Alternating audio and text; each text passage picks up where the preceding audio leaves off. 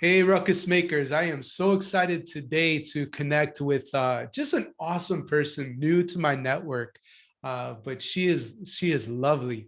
Janine Ledford, an award-winning speaker, best-selling author, and corporate trainer on creative thinking and this trademarked idea. It's called intercultural creativity. And that's what we're really digging into today. She's the founder of CAFFE Strategies and has inspired and led many to reconnect their creative abilities in order to produce innovative ideas for an inclusive workspace. So, Janine, welcome to this show. Thank you so much for having me. I'm so excited to be here. Yes, yes. So I think Megan is who introduced us, and she's just like so amazing. And so that just like automatically means that you're amazing. And you do not disappoint. I want to start. I want to start with a story. It might be a difficult story for you, but you were telling me how you once had to apologize to your students about preparing them for the future. And so, can you bring us to that aha moment for you? Well, as I got into the workforce and just really saw some of the elements that a life well lived that you really had to have, I really looked back on what I thought I was giving my kids and realized that we were missing the boat on a lot of critical ones. I saw myself in a unique position. I taught elementary school K-5 for my entire teaching career. Yeah. And then I started a nonprofit for 6 through 12, the graduates who came out of my elementary school. And then I was asked to teach a master's program at CSUN, the local university in California.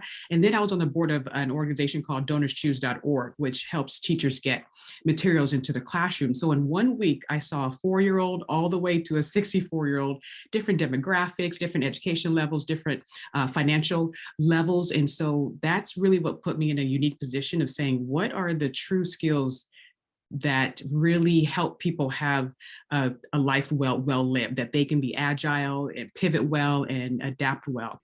And so that's really what brought me to the point of going back to my students and saying, we missed some key things here that we have to go back and fix. Do you remember what did you have to talk yourself up and psych yourself up to say that to your students, or did that come natural to you? I believe that, a true teacher is like the lead learner in the classroom. And in my 7 gems of intercultural creativity, I talk about the first gem, the creative growth mindset. And one way to make sure that your students have a growth mindset is to walk out what you want them to walk out, to be transparent in your growth mindset journey. And so for me to have a position of humility and a level of vulnerability to tell them that, I want to be the example of how I want them to be. As when you come across new information, you need to fluctuate and sometimes go back and fix things. So it really wasn't hard. It was what I needed to do. And in that way, I was teaching them how to do it within their own lives as well. Yeah, so I heard that in terms of being the lead learner and just living, I guess, aligned, to your values and what you say you're all about. So thank you, Yes. certainly for doing that. That probably represents something that makes you unique. And I know that you have an idea called the onlyness of you, and how what makes you unique is your superpower. Can you expand on that a little bit? Sure, that's actually an idea from Nilofer Murfin out of the Harvard Business Review, and it really goes in. It's in alignment with my diamond. My logo is a diamond for my company, and I use it metaphorically to tell people that you're a diamond, you're multifaceted, and all the other metaphors that you can pull out from that. But the aspect of the onlyness of you, or being your unique self, is key, because that's what the workplace need.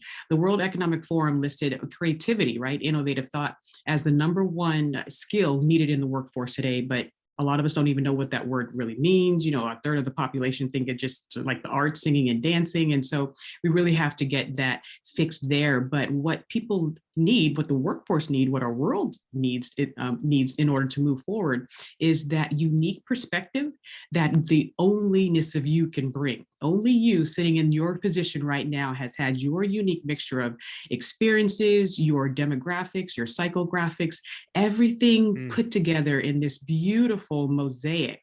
when you come to the room, you're bringing that, and no one else can bring that. And so sadly, I felt, going through the standards, sometimes we take that from our kids, that ability to stand up and uniquely offer their perspective. And so I know, educating a large group of kids, the standardization, it's a part of the process. But for this next era of thinking and this next future of work, we have to do a better job of really making sure our kids are strong in their ability to stand in their unique truth. Absolutely. I show up and serve school leaders, and we have a very special community called the Mastermind. One of our agreements is that we picked you to be you, right? And so I think that's something maybe we are aligned with in terms of that uniqueness and as a superpower. You mentioned how creativity is sort of this number one skill that folks need to be successful in the marketplace these days, but we don't have necessarily a great definition of it. So how do you look at creativity? Sure. Well, that's like my work now, and just coming through K-12 and then being a part of the university system for a little bit, and now in corporate. I saw the issue that people were having with dealing with the mental relationship with that word. And so, you have a lot of people saying, oh, I'm not creative. I can't sing and dance. So you have that. And then you have people who have something I'm terming creative abuse. Maybe a comment was said in their childhood, or something, your idea is stupid, or, don't quit your day, or whatever. But I have met adults who are holding on to one experience in like the 10th grade that is affecting their ability to show up creatively. And so my company and I, in my research, we are proposing the new definition that creative thinking is the process of problem solving and problem finding with relevance, value, and novelty. And so highly creative people, this is what my research has shown over and over again, they're not just waiting for their leaders or bosses to drop problems in their lap. They are actively engaged. They are curious. They're asking questions. Well, why are we doing it this way? Well, what about this way? Has this ever been tried before? And they are looking at different ways to solve problems. And so when you look at the cognitive skills needed for creative thinking, which artistry is attached to creative thinking, but it's not all of creative thinking. It's, divergent thinking, it's metaphorical thinking, it's combinatory thinking, unusual associations, and of course your imagination. And so the words like imagination has been relegated just to childhood, and we need to bring it back to adulthood, because organizations that have highly curious and imaginative people, those are the organizations that are going to thrive. Right. It's interesting how we discount the power of our words, or we just don't pay mind to that. And I had a guest on this show too talk about his lived experience in school. He was going back to maybe he was 10 or 11. Teacher was teaching him about drumming, and had a complex rhythm to play, right? And so he went back, practiced, memorized, tried to figure it out, and was able to successfully play the rhythm.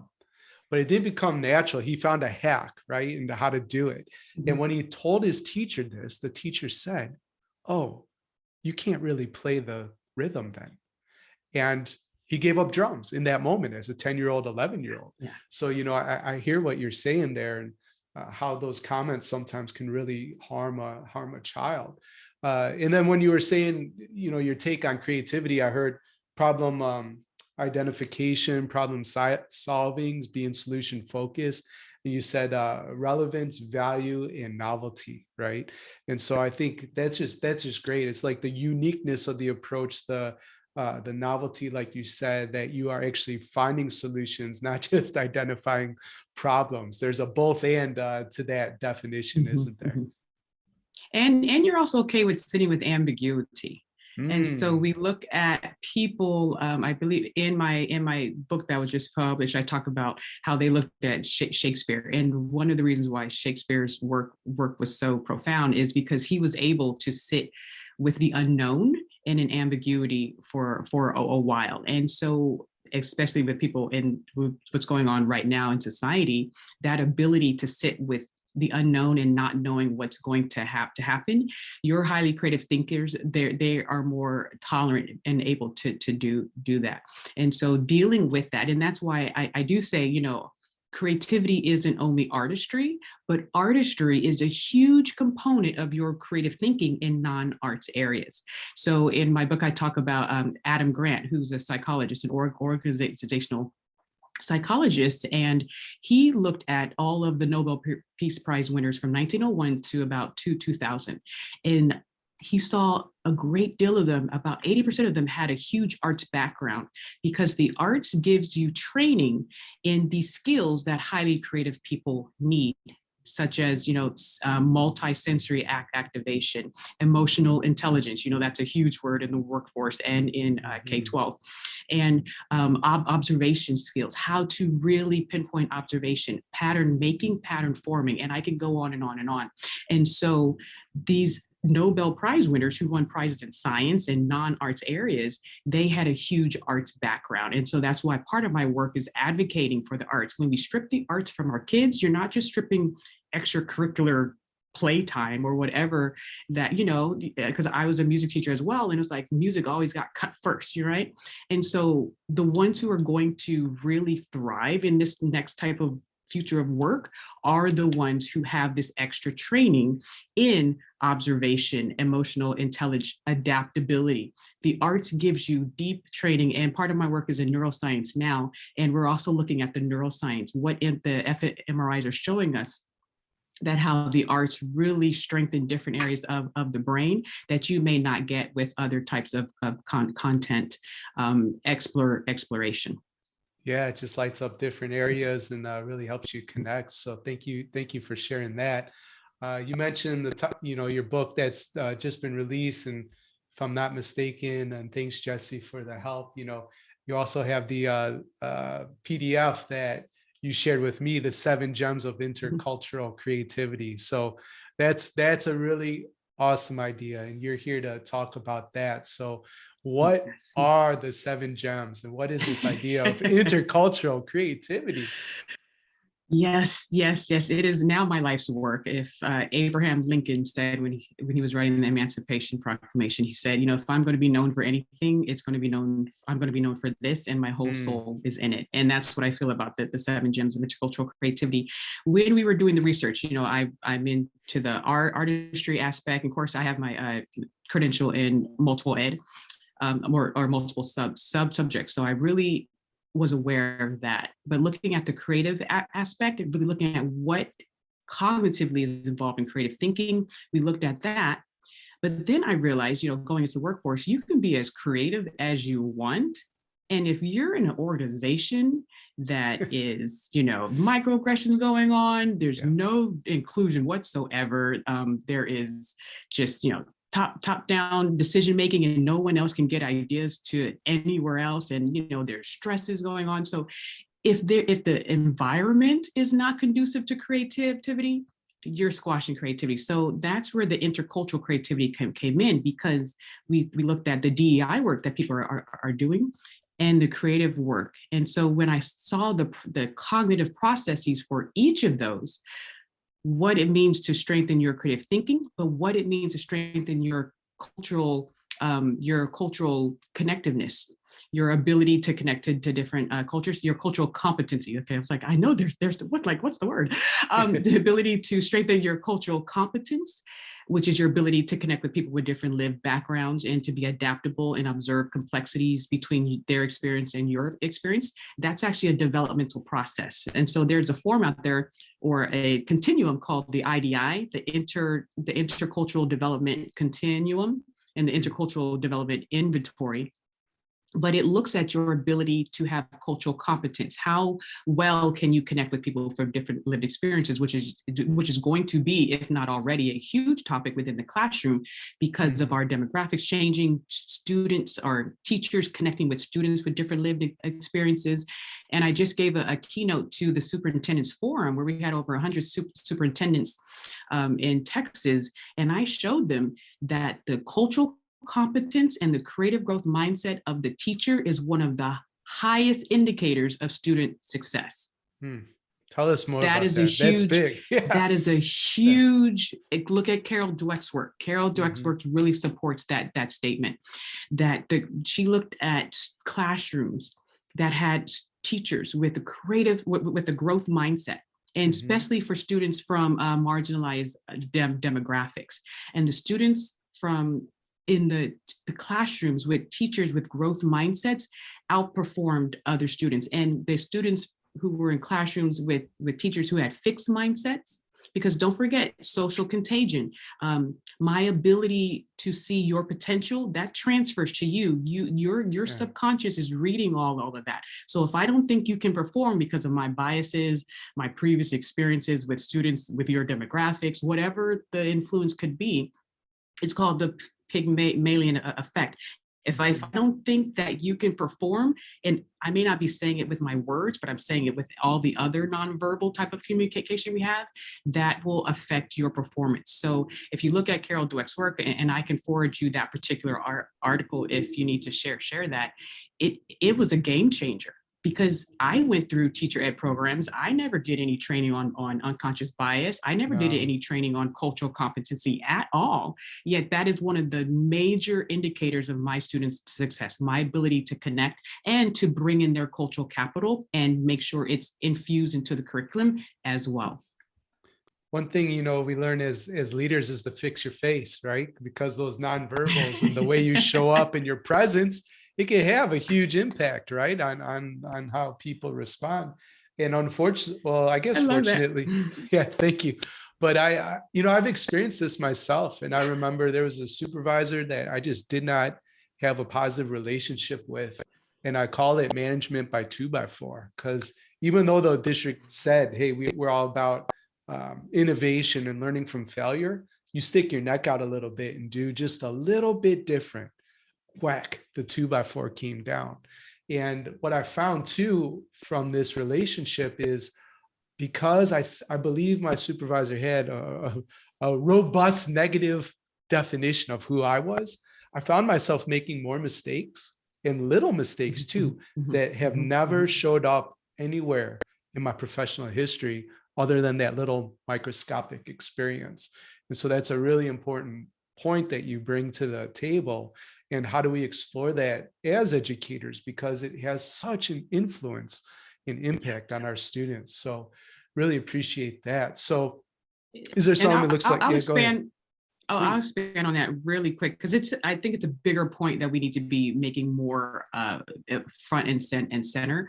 Yeah, Because in my book, I really got in, and I, as a K-5, I have manipulatives with me, I love and it. hands-on stuff. So I'm holding a brain for those of you who are just listening to this, but the neuroscience behind it was key, Mm, because I tell people I've been in neuroscience for 20 years. At UCLA, I was in and out of fMRI machines working with my professors. I was like the testing person. And my mom's like, why are you doing that? You don't know what they're doing to your brain. I'm like, but mom, it's science. But now, 25 years later, I'm on the other end saying, okay, well, what is the data showing us? And the technology has gone so far, it's so advanced from 20 years ago, what we're able to see. And so what we're looking at is the ability for our students and our employees to produce, depending on what type of leader they have, and the social contagion aspect that I mentioned before, that mm, if I even admit the fact that I don't believe in you, or that I'm nowhere connected to you. That's why emotional intelligence has gotten so big in the past 5-10 years, is because it has such a huge effect. And before, we're just rating people on grades or just these metrics, and not paying attention to the underlying right. emotional cues. And if you look at the work of Dr. Lisa Fieldman Barrett, she is really pushing the work in just the emotional granularity, that people who are able to really label their emotions and label the emotions of others, they're better leaders. So I have a 3-year-old at home. We're at home looking at emojis, like, okay, well, how do you feel? I want him to have more words than happy or sad. He needs to, okay, I feel frustrated. Okay, well, what do we do when we feel frustrated? Things that we do with our children, we need to redo with ourselves and increase our emotional granularity, which is our ability to have specificity in naming, and then now having actions to our emotions and Right. empowering our students to do the same. Yeah, that's really interesting. Happy, sad, and angry. Those were my emotions for a while, but I had to do some really important work on emotional intelligence to try to develop that. So yes, so important. Well, we need to pause here just for a quick message from our sponsors. But when we get back, I want to dig more into your life's work in the 7 Gems framework. So today, learn how to successfully navigate change, shape your school's success, and lead your teams with Harvard's certificate in school management and leadership. Get world-class Harvard faculty research specifically adapted for pre-K through 12 schools. It's self-paced online PD that fits your schedule. And you could apply at betterleadersbetterschools.com/Harvard. Today's show is also brought to you by TeachFX. Research shows that the more students speak in class, the more they learn, and the better they perform on all achievement sort of assessments. TeachFX has helped hundreds of schools increase their student engagement by visualizing for teachers what portions of class are teacher talk versus student talk. Get a 20% discount on TeachFX by using a special code just for the Ruckus Maker Nation. That's teachfx.com/BLBS.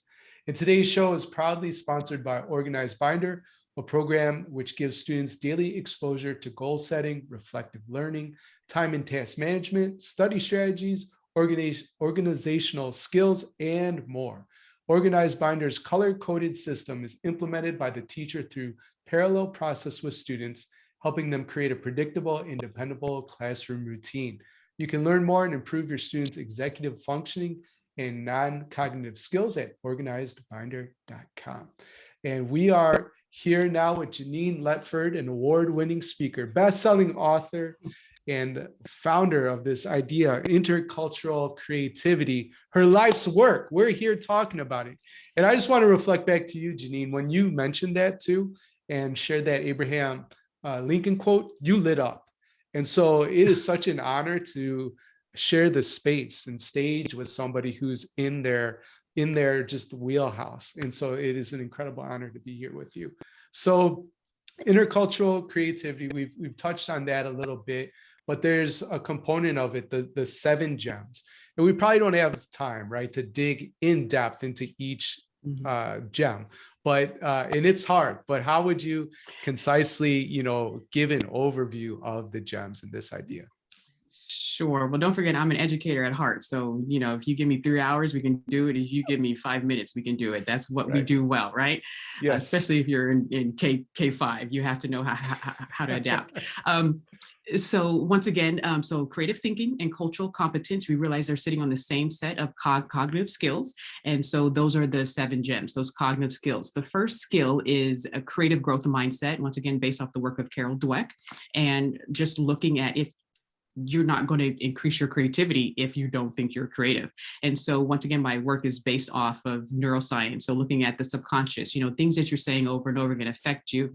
And cultural competence, once again, is a skill. So you can work on increasing your ability to interact with people with different lived experiences, or as an educator, you can work on increasing your ability to interact with students from different lived experiences and how to bring their experiences into the classroom and the content. What does that look like? So that's the first gem.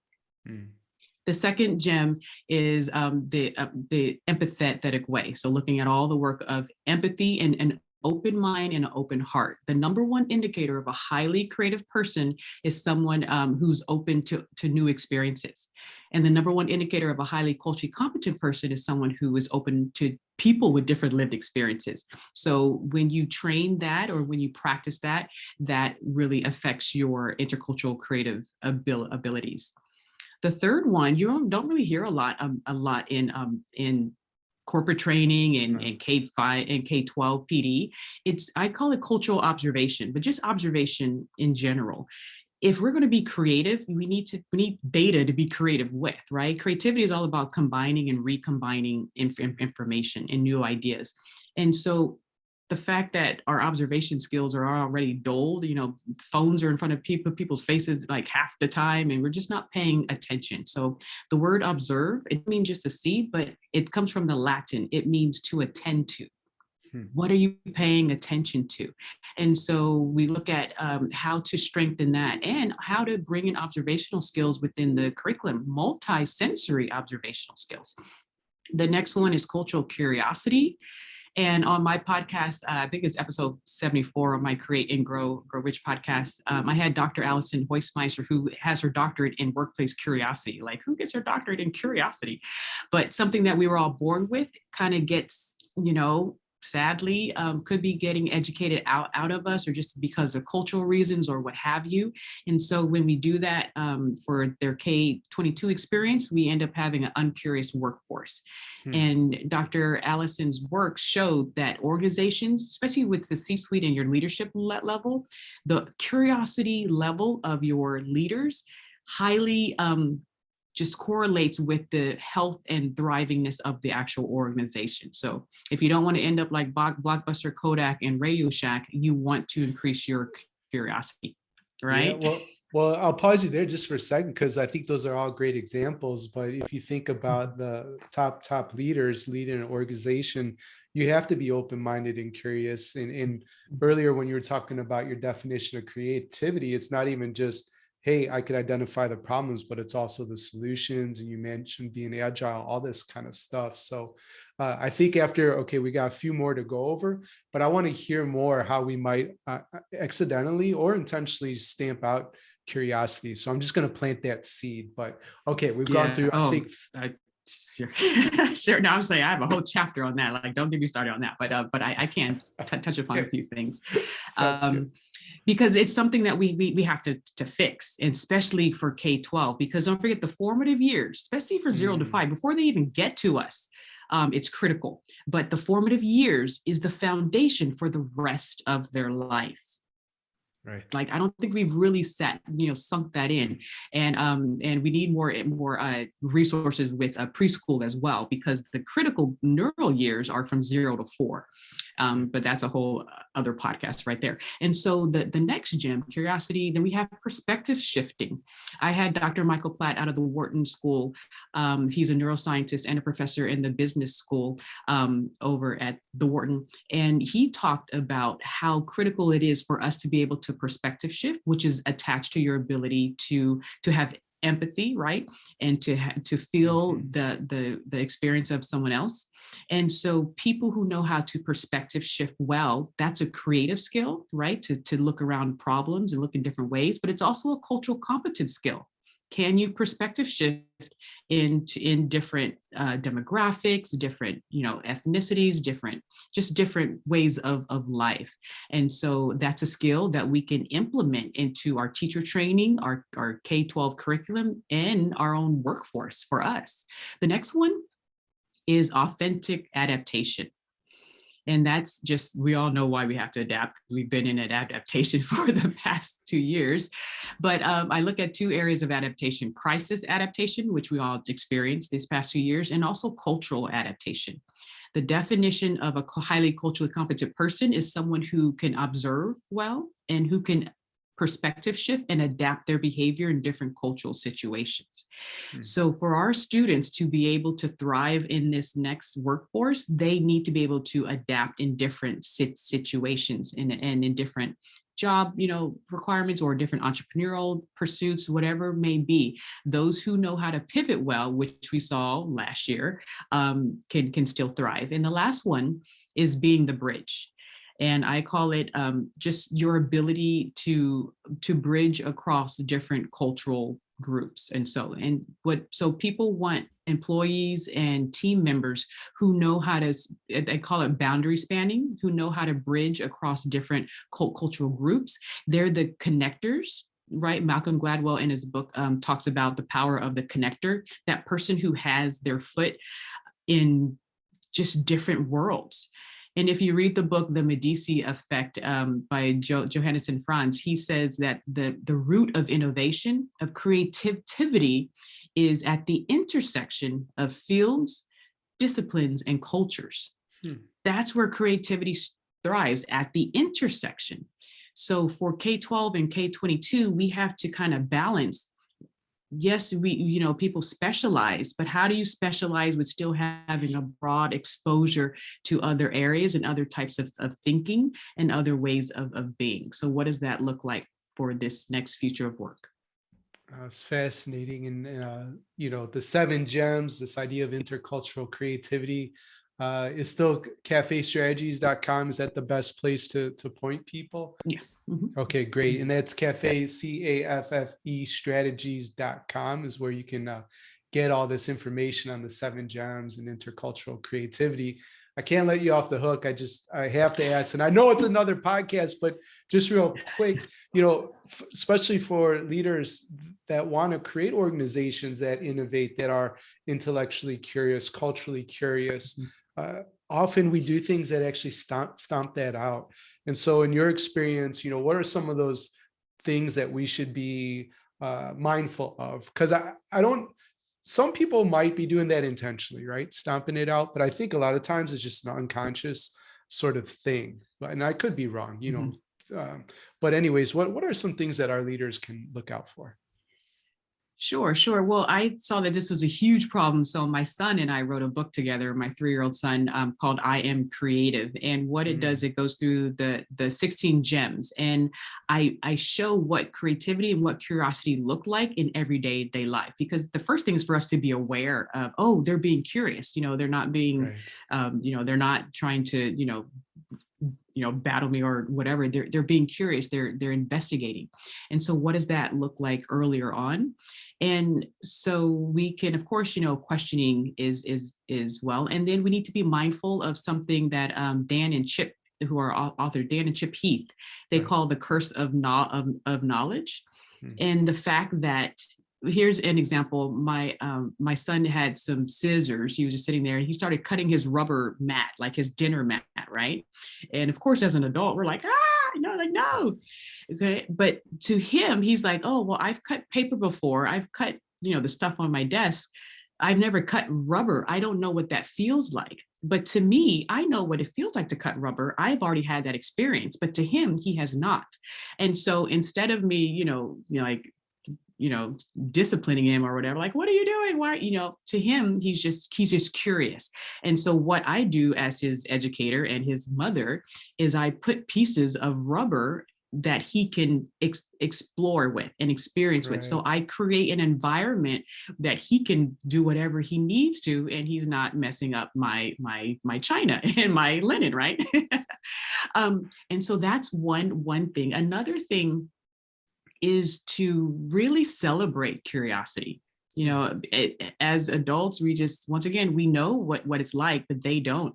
And so we need to see that when they're jumping in puddles, they were curious about downward force upon a liquid, we just see a mess, things like that. So I celebrate curiosity. If he's asking questions, I'm like, oh, that's an amazing question. I don't give him the answer right away because I want him to learn how to go through different routes to find information. But I celebrate just his questioning, his curiosity. And another thing is I teach my other students to celebrate the curiosity and the quest. The word emotion is connected to the word motivation, and it's that internal drive, right? And so for students who really want to learn, they have to have that internal relevant connection. And so that's why I have a thing called Start with Art, where I start with an art piece for whatever topic that I'm teaching. We start with an art piece so they can be curious about, okay, let's say I'm talking about, I'm a big Civil War, Abraham Lincoln person. So there's a beautiful art piece where Frederick Douglass is petitioning Abraham Lincoln in order to bring in African-American soldiers into the war. And so we're just starting on our Civil War piece. The kids don't really know too much about it, but I just show them that piece. And they just ask questions. Okay, well, who are those people? Okay, well, that looks like Lincoln. Well, who is that guy? And so there's of course, the artistic standards I'm bringing in, like, okay, the shading, the emotional intelligence. Look at Lincoln's face. It looks very distraught. There's your emotional granularity, distraught, disturbed, upset, and so I'm bringing in all these skills that my kids are going to need in their adulthood. but we haven't talked about the Civil War at all, because they're just curious about what is going on. And then we eventually get to the content, as opposed to me saying, okay, kids, open your books to page 42. Let's read about the Civil War or whatever, as opposed to really igniting that curiosity or having them listen to a musical piece. The arts can be used to teach history or to teach about people, and not bring in the arts, I think should be against the law, because people communicate their existence through artistic methods of communication. Yeah, I think I really appreciate that anecdote too, because there's so many entry points into relevant and important topics, that we want to teach in our classrooms. And the picture you painted, so to speak, is right. Students looking at this illustration and asking questions, which makes them curious. And now they're open to receiving, right, that history lesson that you might want to potentially sneak in there. So that was super cool. I appreciate that, Janine. All right. Well, at the end of each show, I ask all the guests the same 2 questions. Cannot wait to hear how you answered these. Janine, if you could put a message on all school marquees around the world for a single day, what would your message read? You are a diamond, shine bright, and be you. Love it. And now, if you were building your dream school from the ground up, you're not limited by any resources. Your only limitations, your imagination.